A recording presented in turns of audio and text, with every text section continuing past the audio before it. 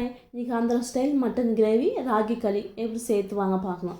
கடாயில் எண்ணெய் ஊற்றிக்கலாம். இது கொஞ்சம் எண்ணெய் அதிகமாக பிடிக்கும். ஹோல் கரம் மசாலா போட்டுக்கலாம். இப்போ வெங்காயம் கட் பண்ணி சேர்த்துக்கலாம். ஒரு 1 மினிட் நல்லா ஃப்ரை ஆனதுமே தக்காளி சேர்த்துக்கலாம். 3 தக்காளி எடுத்துக்கிட்டேன். மஞ்சத்தூள் கொஞ்சம் உப்பு போட்டுட்டு நல்லா கிண்டி விட்டுடலாம். இப்போ இது இஞ்சி பேஸ்ட்டு, காரம், தனியாத்தூள் போட்டுக்கலாம். போட்டுட்டு 2 மினிட்ஸ் நல்லா ஃப்ரை பண்ணிக்கலாம். இப்போ மட்டன் நல்லா வாஷ் பண்ணி வச்சுக்க மட்டன் சேர்த்துக்கலாம். சேர்த்துட்டு நல்லா ஒரு 2 மினிட்ஸ் நல்லா ஃப்ரை பண்ணிவிட்டு அதில் மூடி போட்டு விட்டுடலாம். அதுக்கு எண்ணெய் தண்ணியெல்லாம் பிரிஞ்சு வந்த பின்னாடி நம்ம மீது அதை சேர்த்துக்கலாம்.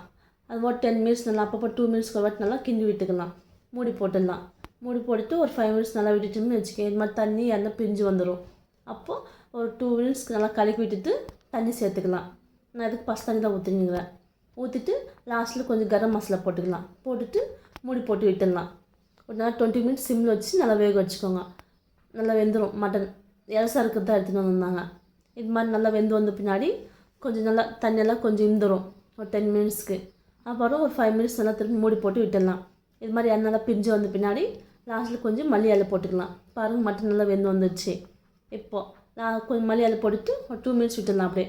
அப்புறம் ஸ்டவ் பண்ணி ஆஃப் பண்ணிவிட்டு சர்வ் பண்ணிக்கலாம். டேஸ்ட் நல்லாயிருக்கும். இப்போ ராகி களி செய்கிறது எப்படி வாங்க பார்க்கலாம். இதுக்கு நான் பச்சை அரிசி தான் எடுத்துக்கிட்டேன். வாஷ் பண்ணிவிட்டு வச்சுட்டேன். நல்லா பொங்க வந்த பின்னாடி பாதி அரிசி வெந்ததுக்கு பின்னாடி மாவு சேர்த்துக்கலாம். ராகி மாவு போட்டுட்டு ஒரு 5 மினிட்ஸ் நல்லா விட்டுடலாம். அப்படியே மாவு நல்லா வெந்து வந்து வந்துடும். இதுக்கு நான் மத்து இருக்குல்ல, களி கல்லாறதுக்கு மத்து தான் எடுத்துக்கிட்டேன். அதெல்லாம் ரெடி பண்ணி பக்கம் வச்சுட்டேன்.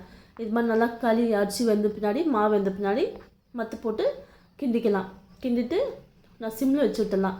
நல்லா கிண்டிக்கிட்டு ஸ்டவ் ஆன் தான் இருக்கணும். அப்போ தான் மாவு நல்லா வேகும். நல்லா கிண்டி விட்டுட்டு ஒரு 5 மினிட்ஸ் நல்லா அப்படியே கிண்டி விட்டுடலாம். இது கிண்டி நேர்ந்தும் போது மாவு அரிசி நல்லா வெந்துடும். இந்த பதத்துக்கு வந்தால் போதும். இப்போது ஸ்டவ் ஆஃப் பண்ணிவிட்டு நம்ம உண்டை பிடிச்சிக்கலாம். நான் சின்ன சின்னதாக உண்டை பிடிச்சேன். உண்டை பிடிச்சி போட்டுக்கிட்டு சர்வ் பண்ணுங்கள். டேஸ்ட் சூப்பராக இருக்கும். நாங்கள் டின்னர் முடிச்சாச்சு. பாய்.